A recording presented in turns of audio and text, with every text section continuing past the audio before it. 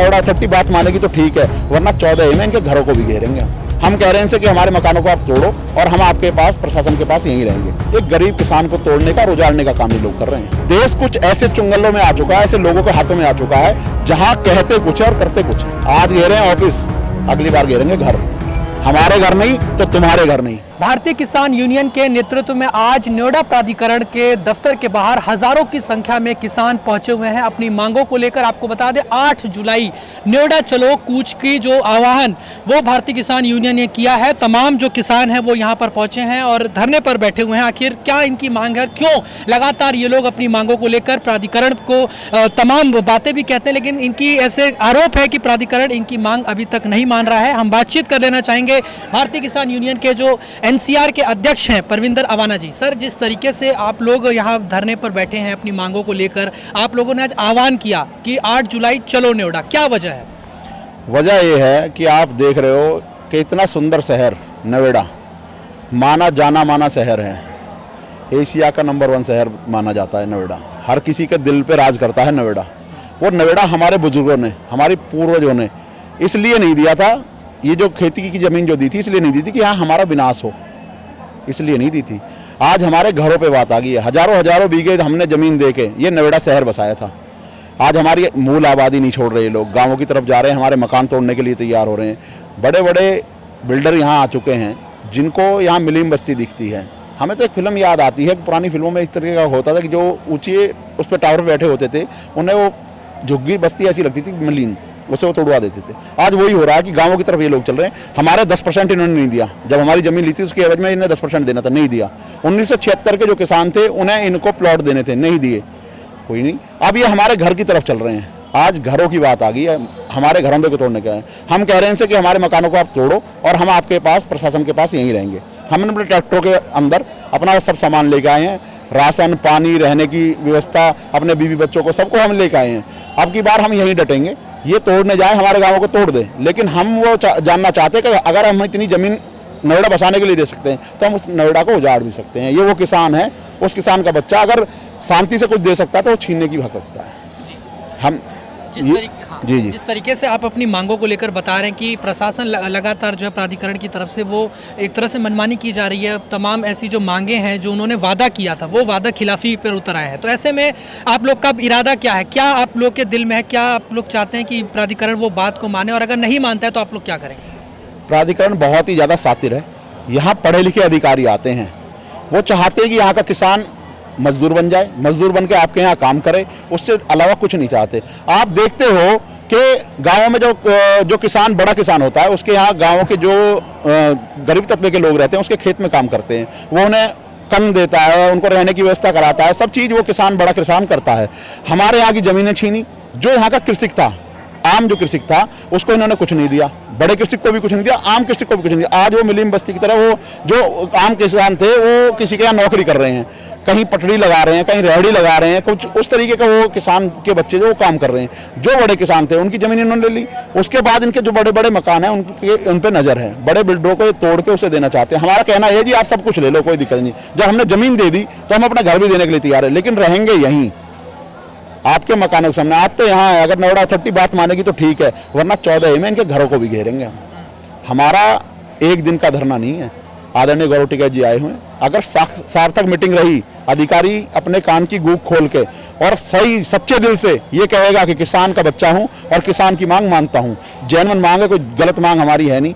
आज अपने घरौंदों की और अपनी आबादी की मांग कर रहे हैं हम। 10% तो ये दे ही नहीं रहे, हमारा मुआवजा नहीं दे रहे, उसके बाद भी इतनी गलत नीति कर रहे कि मकानों को तोड़ेंगे जाके। कोई पुराना मकान, पुश्तैनी मकान, 100 साल पुराना मकान अगर तोड़ के बनाएगा, ये नोटिस भेजेंगे, उस पर गलत नीतियों से बनाएंगे।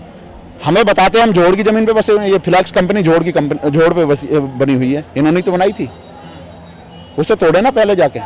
एक गरीब किसान को तोड़ने का और उजाड़ने का काम ये लोग कर रहे हैं। इतना आलीशान शहर बसाने के बाद भी इनको तसल्ली नहीं हो रही।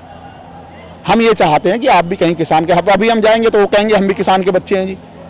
अगर आदमी किसान का बच्चा होकर उस सीट पे बैठ जाता है कि जहां से रीति और नीति चलती हो और वहां भी उसकी नीयत गलत हो, तो देश नहीं चल सकता। देश कुछ ऐसे चुंगलों में आ चुका है, ऐसे लोगों के हाथों में आ चुका है जहां कहते कुछ है और करते कुछ है। कहते कुछ है, करते कुछ है। इनकी नीति और कथनी में बहुत अंतर है। ठीक है। आखिरी सवाल है कि क्या आप लोग जो आपने बोला है कि आप एक दिन का ही धरना नहीं है, ये आगे भी आप लोग करेंगे जब तक कि आपकी मांग मानी नहीं जाती है। तो ऐसे में पूरे इरादे के साथ आप बता रहे हैं कि आप लोग आए हैं, कितने दिन तक का ये धरना चलेगा फिर? हमारा कहना ये है आपसे कि अगर हमारी बात सार्थक हुई, आदरणीय गौरव टिकैत जी हमारे बीच में, हमारे युवा, मीटिंग कब होगी? हाँ, अब मीटिंग के लिए उन्होंने बुलवाया है। अभी हमारे प्रतिनिधि मंडल है वो मीटिंग के लिए जा भी रहे हैं, सब मीटिंग करने गए हैं। अगर मीटिंग सार्थक रही और आदरणीय गौरव टिकैत जी हमारे बीच में, युवा दिलों के धड़कन है, युवा राष्ट्रीय अध्यक्ष हैं, अगर वो कहेंगे जिस तरीके की बात होगी उसके बाद निर्णय लिया जाएगा।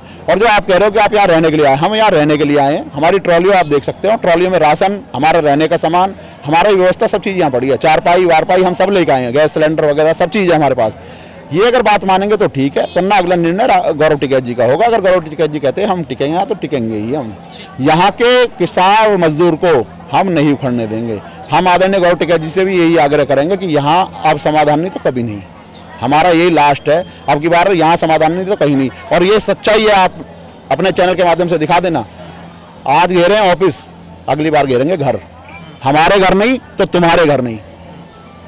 ये किसान के वो बच्चे हैं जिन्होंने यहाँ जमीन दी थी, ठीक है, वो तीसरी पीढ़ी हमारी चल रही है। घर नहीं, हमारे घर नहीं तो तुम्हारे घर नहीं। जय जवान, जय किसान, जय टिकैत। जी ठीक है, तो ये हमने बातचीत कह रहे हैं कि अब आज की लड़ाई में तमाम किसान जो उतर आए हैं, तो आप देख सकते हैं कि नारेबाजी भी कर रहे हैं। और ये किसान जो है कह रहे हैं कि जब तक इनकी मांगों को अगर नहीं मानती है प्राधिकरण, तो ये इसी तरह से धरने पर बैठे रहेंगे अपनी मांगों को लेकर। यहाँ से जाने का इनका कोई इरादा नहीं है जब तक कि मुलाकात जो होती है, मीटिंग होती है, अगर वो सार्थक रूप से सही रहती है तो ये यहाँ से हटेंगे, नहीं तो इसी तरह से अपनी मांगों को लेकर बैठे रहेंगे। लेकिन आप देख सकते हैं जो तमाम किसान हैं यहाँ पर, हर शहर से लोग पहुँचे हुए हैं बड़ी संख्या में। आप भीड़ भी चाहें तो मैं एक बार दिखाऊं कि कैसे यहाँ पर किसान जो है वो यहाँ पर पहुँचे हुए हैं और अपनी मांगों को लेकर यहाँ पर अनिश्चित काल के धरने पर बैठे हुए हैं। और ये साफ तौर पे कह रहे हैं कि अगर इनकी मांग जो है ज़मीन को लेकर या फिर इन्होंने जो भी अगर वो मान ली जाती है तो ठीक है, नहीं तो ये लोग, आप लोग क्या कहेंगे? आप लोग कहाँ से आए? किसानों के साथ हैं हम। किसानों के साथ हैं। और क्या, जी, आप लोग मतलब समर्थन कर रहे हैं, सब किसानों हैं कि ये बहुत अन्याय कर रहे हैं हमारे साथ।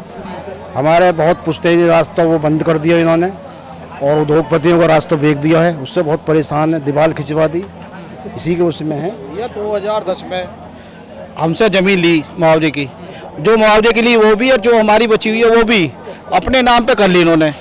और अब कहते हैं कि बैक लीज करा लो, बैक लीज करने के लिए जाते हैं तो उसमें ये लगा लो वो लगा लो, दुनिया भर का वो है। फिर उसके बाद कहते हैं कि 3 महीने का प्रोसेस ये है वो है। उसके बाद इनको जो पेमेंट देनी होती है, ऑनलाइन पेमेंट करते 1 रुपये के स्टैम्प पे करनी होती है, उसमें 3 महीना लग जाए, 6 महीना लग जाए, 1 साल लग जाए, उसका कोई समय नहीं है कि इनकी ऑनलाइन कब खुलेगी। और बिल्कुल ज़मीन नहीं बेच सकते आप, नहीं उसमें निर्माण कर सकते, ना कुछ उसमें कर सकते, खाली रखो बस। तो बड़ी गंदी नीति है इनकी। अब के आर पार की लड़ाई के लिए आए भाई, इसे करके ही जाएंगे। ठीक है, तो ये यहाँ पर किसानों से जो हमने बातचीत करी, साफ तौर पे कह रहे हैं कि अब ये आर या पार की लड़ाई है और जब तक इनकी मांग नहीं मानी जाती है तब तक ये इसी तरीके से यहाँ पर अनिश्चित काल धरने पर बैठे रहेंगे। वीडियो जर्नलिस्ट अभिमन्यु के साथ में हिमांशु दुबे, DL 24 भारत, नोएडा।